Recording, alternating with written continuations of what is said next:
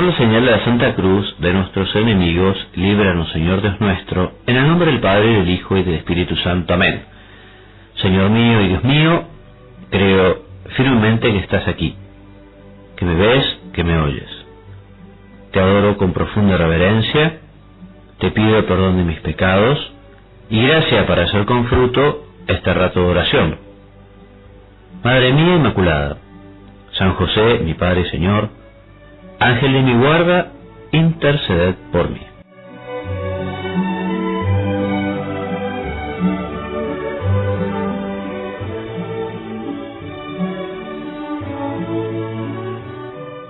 Queridos hermanos, vamos a hacer nuestra oración reflexionando sobre un texto denominado Discurso a Diogneto. Esta antigua obra es una exposición apologética de la vida de los primeros cristianos dirigida a un cierto Diogneto. Seguramente se trate de un nombre puramente honorífico, así por lo menos es la opinión más difundida. Habría sido redactado en Atenas en el siglo II. Investigaciones recientes invitan a identificarla con la apología de Quadrato al emperador Adriano, que durante siglos se creyó perdida.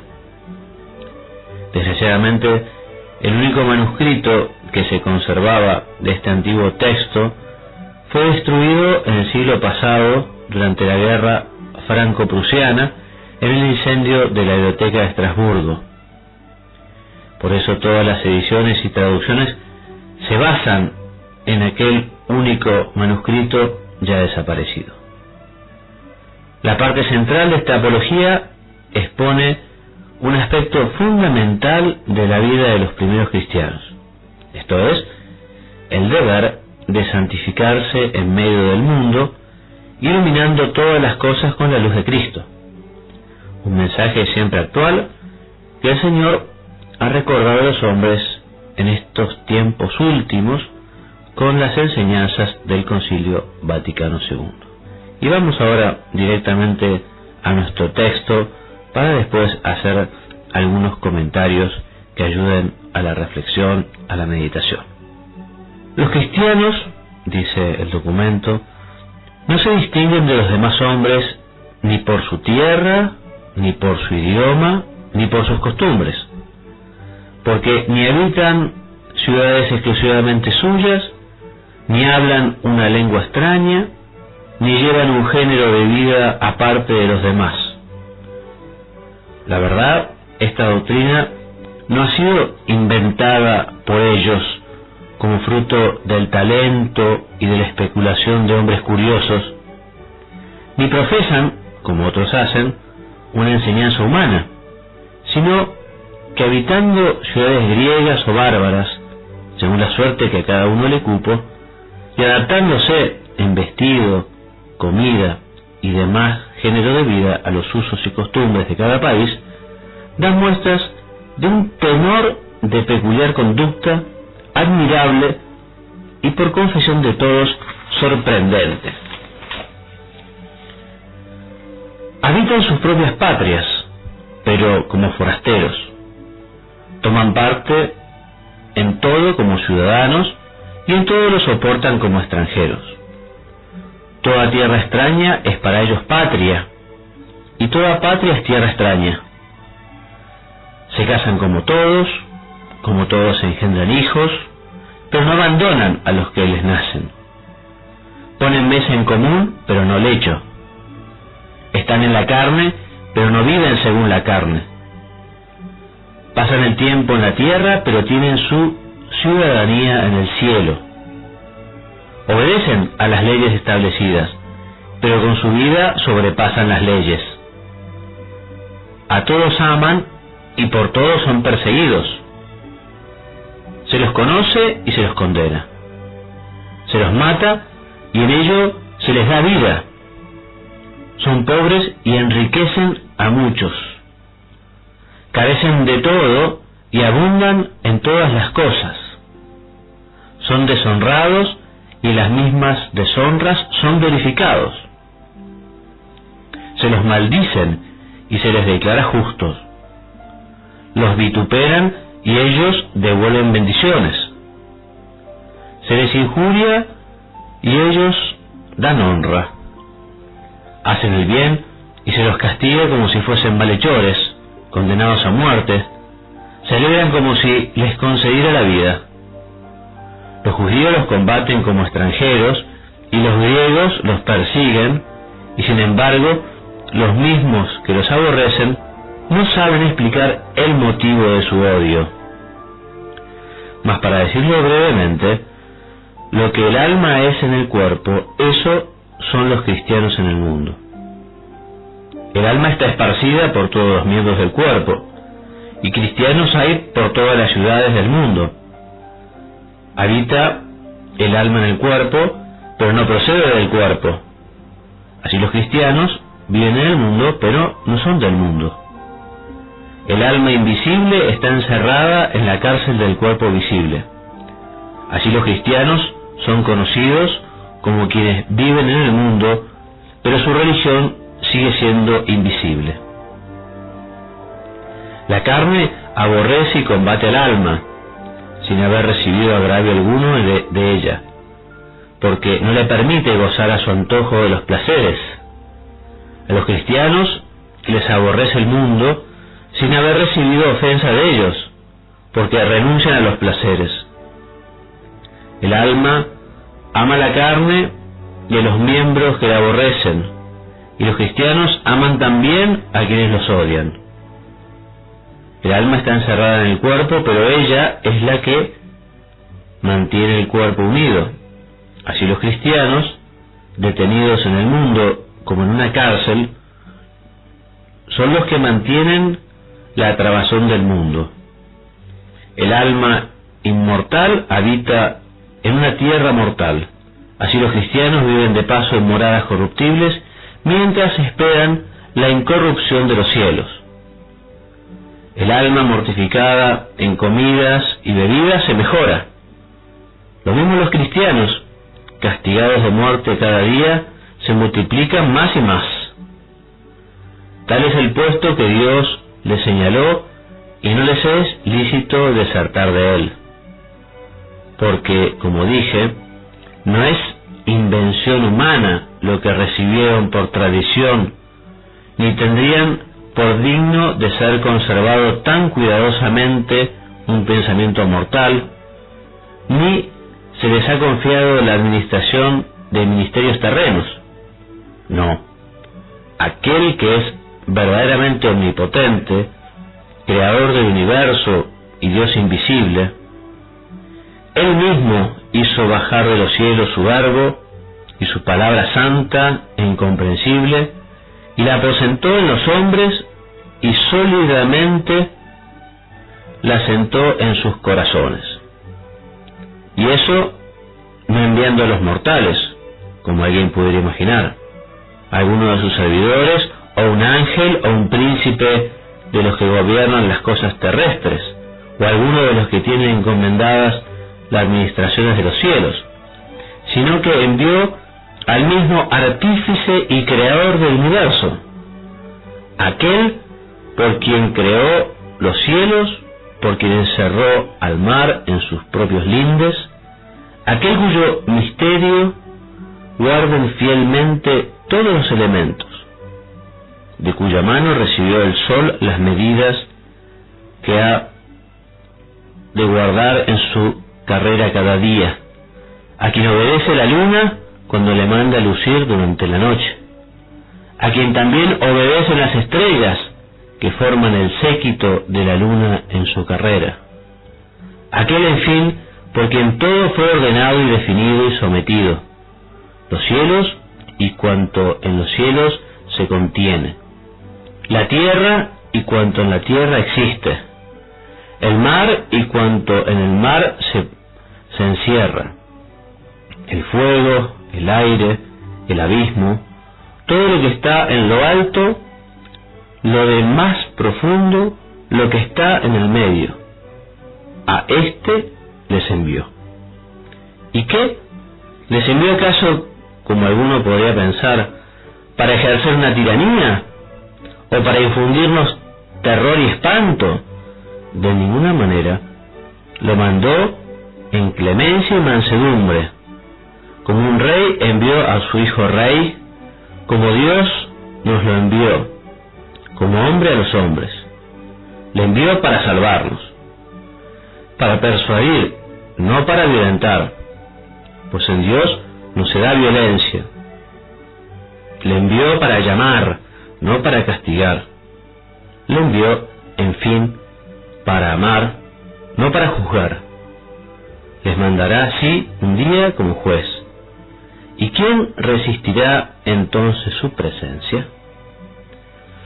Y así terminamos entonces con la lectura del texto del discurso a Diogneto de esta obra del siglo II. Y es un texto que nos puede llevar, en primer lugar, a agradecer a Dios la actitud, el comportamiento de estos santos varones, de estos primeros cristianos. Realmente fueron hombres ejemplares, muchos de ellos mártires, y como sabemos, fue la sangre de los mártires la que consiguió que germinara la semilla del Evangelio en los corazones de tantos hombres. Hoy por hoy, también nosotros los cristianos deberíamos ser así de ejemplares. Hoy por hoy, también nosotros deberíamos tomarnos la vida cristiana, el Evangelio del Señor, con la misma fidelidad, con la misma delicadeza que lo hicieron aquellos primeros cristianos, que eran hombres como nosotros, tendrían sus debilidades también, pero, como nos dice el texto, eran reconocidos porque vivían las enseñanzas de Jesús. Nos dice que están en la carne, pero no viven según la carne, que son de la tierra, pero sin ser mundanos. Pareciera que hoy los cristianos nos hemos aburguesado un poco. ¿Por qué no conseguimos ser ese fermento para que la masa tome forma? ¿Por qué los cristianos no conseguimos influir más y llevar a Cristo a la cumbre de todas las actividades humanas? Nosotros que vivimos en países mayoritariamente cristianos, deberíamos realmente ser un país cristiano, con un comportamiento cristiano. Y sin embargo, siendo tantos cristianos, el comportamiento general a veces es muy pagano, a veces está muy lejos de las enseñanzas del Señor, del Evangelio. Por eso quizá uno puede preguntarse, ¿qué es mejor? ¿Un cristianismo con muchas personas, pero personas más o menos tibias, abandonadas, dejadas? O quizá un cristianismo con menos personas, más limitados, pero con gente que realmente se ha tomado la vida cristiana, el Evangelio del Señor, el compromiso bautismal, de un modo serio, de un modo responsable. Evidentemente, lo mejor es que los cristianos seamos muchos, y muy buenos y muy santos. Los que estamos en la iglesia tenemos que procurar todos parecernos cada día más a Jesús, con todo lo que eso lleva. Tenemos que colaborar todos con la lucha personal individual al mejoramiento de la iglesia en su totalidad, en el sentido de que como existe una verdadera comunión de los santos, el comportamiento bueno de las personas ayuda a que los demás también busquen mejorar, busquen cambiar. Los primeros cristianos, con esa ejemplaridad suya, ayudaron muchísimo, no solo a los otros cristianos a continuar siendo muy fieles, sino también a que muchos que no eran cristianos abrazaran las enseñanzas de Jesús. Señor, te pedimos en este rato de oración que nos des el don de la ejemplaridad. Hoy por hoy hay muchos que están totalmente orientados a la apología del libertinaje o a la apología de la vulgaridad, muchos que no tienen ningún tipo de vergüenza para mostrar el vicio como algo normal, como algo común, como algo corriente, como algo que vale la pena aprovechar, y eso nos tiene que llenar de tristeza. Muchos no serán cristianos, evidentemente, ¿no? Y nosotros los cristianos no tenemos que tener vergüenza de mostrarnos como miembros de la Iglesia y como personas que quieren vivir el Evangelio, que quieren cumplir los mandamientos. Nos tiene que dar vergüenza que las personas sepan que nosotros procuramos ser decentes, procuramos decir siempre la verdad, que no vivimos regalados a los placeres como hacen muchos, sino lo contrario, tratamos de llevar una vida sobria, austera, solidaria. Te pedimos, Señor, entonces la ejemplaridad para nosotros los cristianos. Te pedimos, Señor, que nos ayudes a exigirnos un poco más para realmente vivir con responsabilidad y con seriedad este mensaje que nos has dejado, este evangelio, esta moral, esta forma de vivir. Aquellos cristianos se caracterizaban por ser personas recias, por ser personas sinceras. El alma mortificada en comidas y bebidas mejora. Por eso te pedimos, Señor, que nos des un gran amor a la mortificación y a la templanza. Todos sabemos que si nos dejamos llevar por una vida regalada, por una vida en la que son los instintos o las sensaciones o los sentimientos lo que domina en vez de la inteligencia, una inteligencia llena de fe, cuando falta esa capacidad como para renunciar a incluso cosas listas, cosas buenas, cuando uno se deja llevar solamente por lo humano, por lo natural, por lo que tira, es lógico que después no tengamos herramientas para poder rechazar la tentación, o no tengamos medios para conseguir luchar y alcanzar las virtudes que Dios nos pide. Una vida, leíamos recién, mortificada en comidas y bebidas, mejora.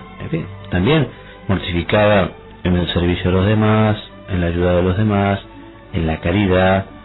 Una vida mortificada para conseguir superar los defectos y acrecentar las virtudes. Por eso te pedimos, Señor, que nos ayudes a ser buenos hijos tuyos. El mundo necesita de la sal de los buenos cristianos. El mundo está muy insípido y necesita hombres santos, buenos cristianos que realmente estén configurados con vos, Señor, que realmente consigamos ser todos otro Cristo, que nuestra vida sea reflejo de ese amor a vos y que ese amor a vos nos vaya llevando a una configuración cada vez más cercana. El mundo necesita de los buenos cristianos, el mundo necesita de cristianos ejemplares, el mundo necesita de cristianos santos. Aquellos cristianos, nos dice el texto, tenían clarísimo que la religión recibida, la fe, era un don que debían cuidar, que debían cultivar, un don que debían llevar a todo el mundo. La vida cristiana no era una invención humana, leíamos hace un ratito, porque Dios Padre envió a su Hijo al mundo para enseñarnos la forma de vivir y dar sentido a la existencia del hombre en la tierra. Jesucristo, con su vida y con su enseñanza, hasta un nuevo sentido al porqué del hombre en la tierra y nos muestra cómo tiene que ver los cristianos, dirigida a un cierto Diogneto. Seguramente se trate de un nombre puramente honorífico, así por lo menos es la opinión más difundida. Habría sido redactado en Atenas en el siglo II. Investigaciones recientes invitan a identificarla con la apología de Quadrato al emperador Adriano, que durante siglos se creyó perdida. Desgraciadamente, el único manuscrito que se conservaba de este antiguo texto fue destruido en el siglo pasado durante la guerra franco-prusiana.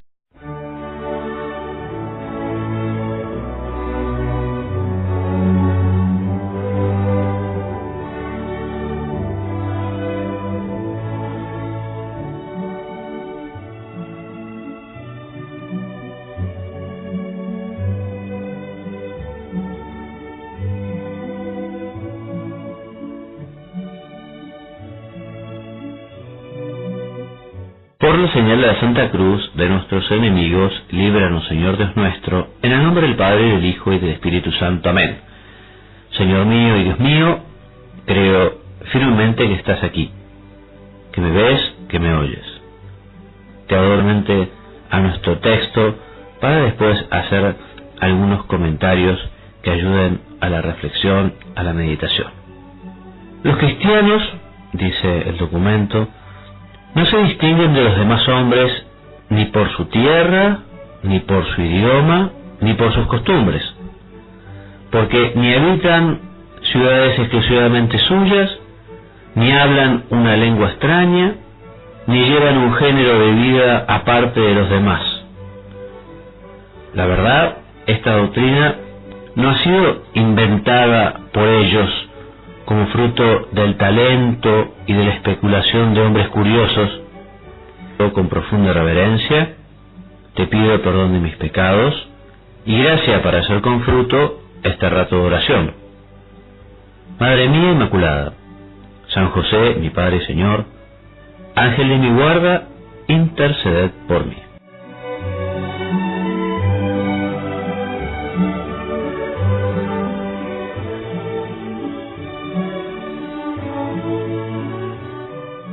Queridos hermanos, vamos a hacer nuestra oración reflexionando sobre un texto denominado Discurso a Diogneto.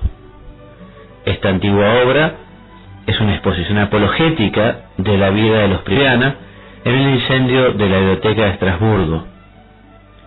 Por eso todas las ediciones y traducciones se basan en aquel único manuscrito ya desaparecido.